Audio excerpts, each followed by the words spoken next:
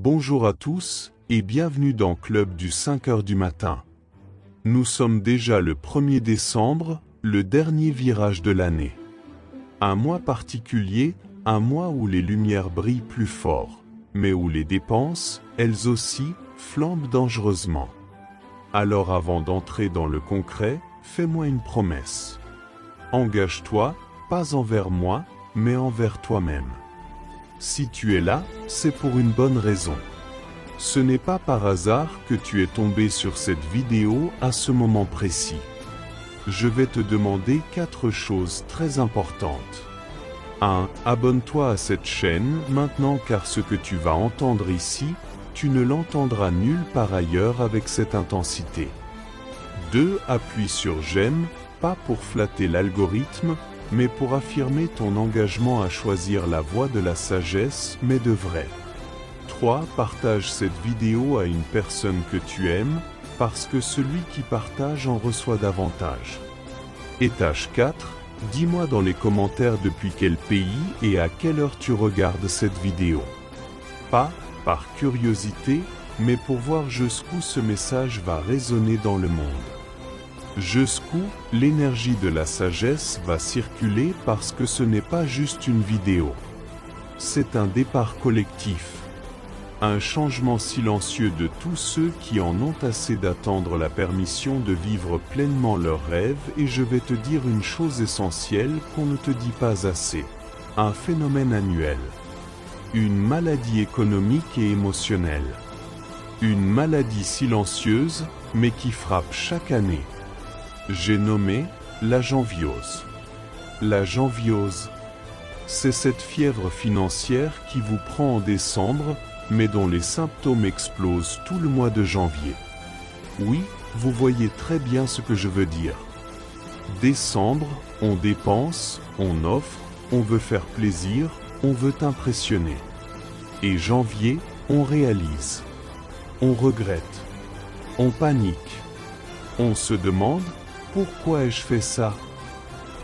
Dans cet épisode, on va décortiquer cette maladie, apprendre à la détecter, à la prévenir et surtout, apprendre à entrer dans 2026 avec un mental et un portefeuille en pleine santé. Installez-vous, respirez et laissez ce message vous éveiller. Première partie, comprendre la janviose. La janviose n'est pas une fatalité. C'est un cycle mental et social. Un piège psychologique construit par la pression des fêtes, l'envie de paraître, les émotions amplifiées par les retrouvailles et l'absence de stratégie financière. En décembre, nous devenons émotifs. Et un esprit émotif prend rarement de bonnes décisions. On achète pour se rassurer. On offre pour être aimé.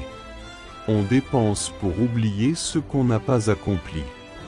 Décembre devient alors une anesthésie temporaire et janvier la redescente brutale. La vérité, ce n'est pas le manque d'argent qui détruit les finances. Ce sont les dépenses impulsives, les engagements non planifiés, les cadeaux qui dépassent nos moyens, et parfois, l'orgueil. La janviose n'est pas financière. Elle est émotionnelle. Deuxième partie, les 4 symptômes de la janviose. Si vous vous reconnaissez dans ces symptômes, alors attention, vous êtes peut-être déjà contaminé. Symptôme 1, l'achat compensatoire. La phrase typique. C'est la fin de l'année, je me fais plaisir. Rien de mal à se faire plaisir, sauf quand ça vous met en difficulté pour 30 jours, 60 jours, parfois même plus. Symptôme 2, le cadeau socialement obligatoire. Acheter pour paraître, pour ne pas être critiqué, pour ne pas être le seul qui n'a pas. C'est l'un des pièges les plus destructeurs. Symptôme 3, le budget fantôme. Un mois entier où tout le monde sait qu'on dépense. Mais personne ne calcule vraiment combien. On navigue à vue. Et janvier devient le mois du réveil brutal. Symptôme 4, l'excès d'engagement. Sorties, fêtes, contributions, obligations familiales. Décembre peut devenir une avalanche de dépenses imprévues. Et c'est là que la janviose s'installe. Troisième partie. Comment échapper à la janviose? Entrons dans la prévention. Voici la méthode des 4 P, une stratégie que j'appelle planifier, protéger, prioriser, préparer. A. Planifier. Écrivez votre budget de décembre. Notez tout ce que vous prévoyez. Cadeaux, sorties, vêtements, déplacements, fêtes. Si ce n'est pas planifié, ce n'est pas validé. 2. Protéger. Protégez votre argent contre votre propre émotion. Comment? En utilisant 2 comptes. Un pour les besoins essentiels, un autre pour les dépenses festives. Le premier est sacré, intouchable. 3. Prioriser. Ne dépensez pas pour tout le monde. Ne cherchez pas à impressionner. Faites des choix intelligents. Donner n'est utile que si vous ne vous détruisez pas derrière. On ne construit pas 2026 avec des décisions impulsives de décembre. 4. Préparer. Préparez déjà mentalement votre mois de janvier. Décembre est le piège. Janvier est la conséquence. Réfléchissez dès aujourd'hui à ceci.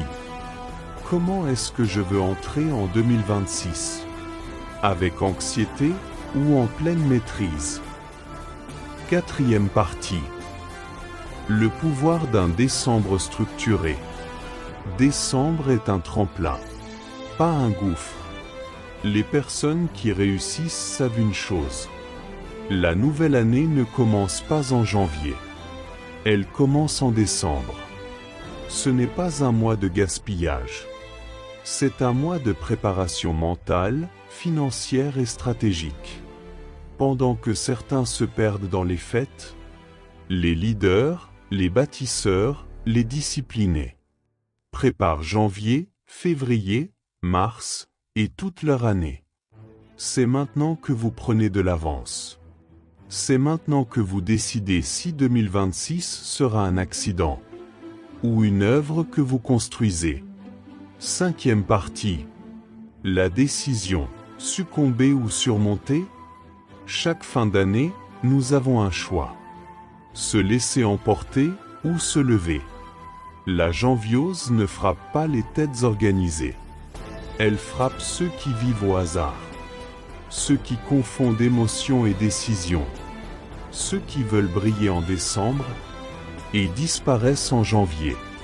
Toi qui écoutes ce message, tu peux faire partie de ceux qui font différent. Tu peux décider que cette fois-ci, tu gardes ton calme, tu dépenses intelligemment, tu prépares ton 2026 comme un général prépare sa bataille. Tu peux décider de briser le cycle. Sixième partie. Un 2026 qui commence maintenant. Respire un instant. Imagine ton lendemain du 1er janvier 2026. Tu te réveilles. Tu regardes ton compte. Pas de panique. Pas de regret. Pas d'urgence. Pas de dette. Juste la fierté. La fierté d'avoir résisté. La fierté d'avoir été intelligent. La fierté d'être différent. Tu entres dans l'année 9 avec lucidité. Avec énergie. Avec clarté. Voilà l'objectif. Septième partie. Pour conclure, décembre n'est pas un piège. C'est un test. Un test de discipline. Un test d'intelligence émotionnelle. Un test de maturité financière. Si tu réussis décembre, tu réussiras janvier. Si tu maîtrises janvier, tu domineras 2026. Rappelle-toi ceci. On ne construit pas une grande vie avec des petites décisions impulsives, on la construit avec des choix cohérents, surtout quand tout pousse à l'excès. Prends soin de ton argent. Prends soin de ton mental. Et entre dans 2026 comme un général entre sur son champ de victoire. Je te souhaite discipline, clarté, et un mois de décembre intelligent. Ici Club du 5h du matin. Toujours pour t'aider à devenir la meilleure version de toi-même. À demain. Si cet enseignement t'a plu, laisse-moi un commentaire et si c'est la première fois que tu m'écoutes, abonne-toi pour continuer à apprendre et surtout partage à tes amis pour qu'ensemble nous réussissons tous.